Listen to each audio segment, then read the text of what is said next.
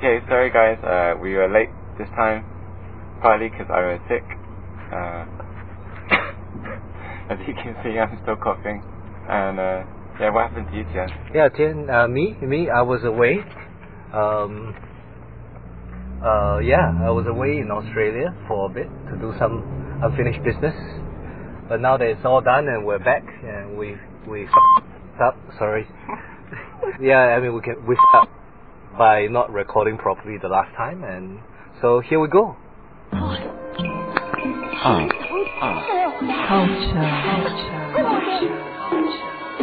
Unique.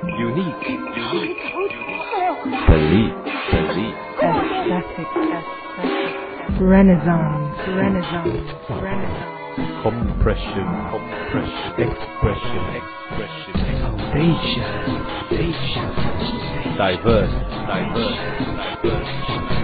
One voice. Multicultural. Live. Cosmopolitan. Okay, welcome to The Wire. Hi, I'm Tian. And I'm Simon. This week's episode for Voices on the Street. Another question about the Biennale, looking back in a retrospective sense.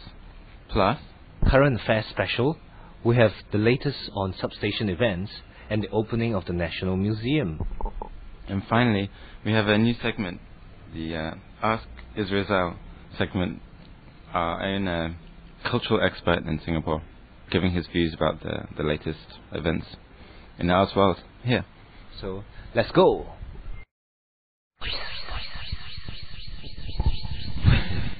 Voices from the street. And for this week, what we have for Voices from the Street are... What do you think of the Singapore Biennale now that it's over, looking back? I think they could have done better lah. I think they should not. I think they done it in the wrong way. It's quite a huge hype here, and then I don't really catch all of them though, except for one of the temple. Yeah, it's a good showing of works. So we have the performing arts and stuff like that. Now for installation art, I think it's about time lah. About time for the sculptors, for the performance artists to showcase their work, which is good lah, nationally. Well, this comes from a first-hand sort of point of view because I performed in it as well. I did one of the installation pieces with Yasin Banal, the Philippine artist.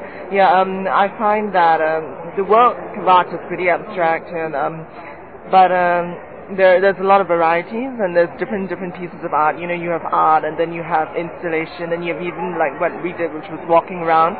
But I find that, you know, the public still isn't really exposed to it because only a certain type of people comes to it. So possibly more exposure, more media coverage on it. I wish I've seen it more because it's very widespread. So I wasn't able to catch every single thing that's happening all over the place. And I feel that there should be more feedback sessions, more active feedback sessions. It's quite sad. I didn't get to see everything, but the stuff that I did see was quite fun. Lots of video artwork, and it was a really good opportunity for everything to come at once. It was a bit like a hypermart, you know? So you felt a bit overwhelmed. So, but it was nice. There was a lot of family atmosphere. There was a couple of funny incidents in the National Museum where people were answering their phones really loudly while you were enjoying a space. But I think it also added to, I mean, you know, everyone's really young in it, so if you're not judgmental, it really rocks. So I had fun. I don't know much about it, so yeah. I know it's held for quite a long time, all over the places that you can walk around and see something, so I heard of it, but I don't know much about it. I didn't really get to experience it or anything, but I've heard it. I only heard about it lah. That's all. How did you hear about it? The TV show Friends. I don't know what that is. Yay! Oh no! No. Okay. Actually, I think that it's a good platform for youth to for youth like myself who are quite oblivious of the art scene in Singapore to actually get to know more about the art, how and appreciate it more. I didn't get to go to the closing party. That was a shame. What did I think of it? Yeah, I think it was good effort. I enjoyed the free beer. free flow of beer. Yeah.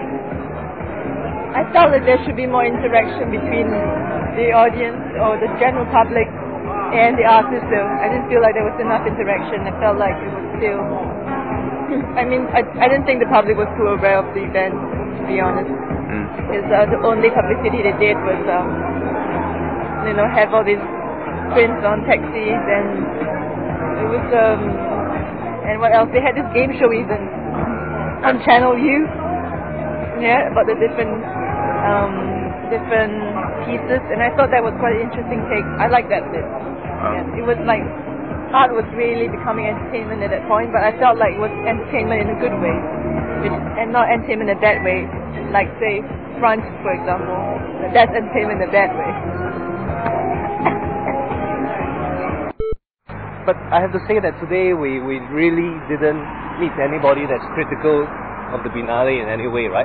Yeah, not so much. Yeah, not really. I don't know why. Why is that?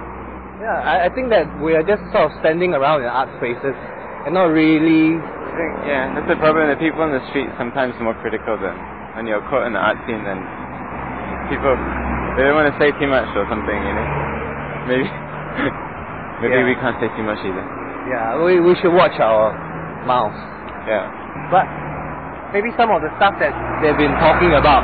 Yeah, I think actually some of the most interesting ones, the stuff that we lost, but yeah, it's actually one student talking about how the Biennale didn't really reach the general public, but also how it was pitching more to design crowd. I don't know if that's true, but that was one view that was brought up, if you remember. And other people just generally didn't, they saw the advertising, saw the bus, the taxi, the stickers, but weren't interested enough to go. And they I think a lot say that they knew about the Padang event and they thought that was the Biennale.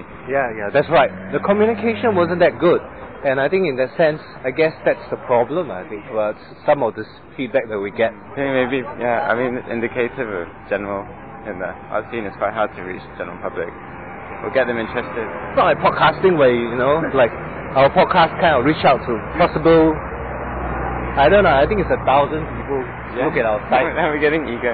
Yeah. Too much ego for us. But hey, that's reaching out to the public and going public, man. Yeah. And at least now we're trying to talk to people, right?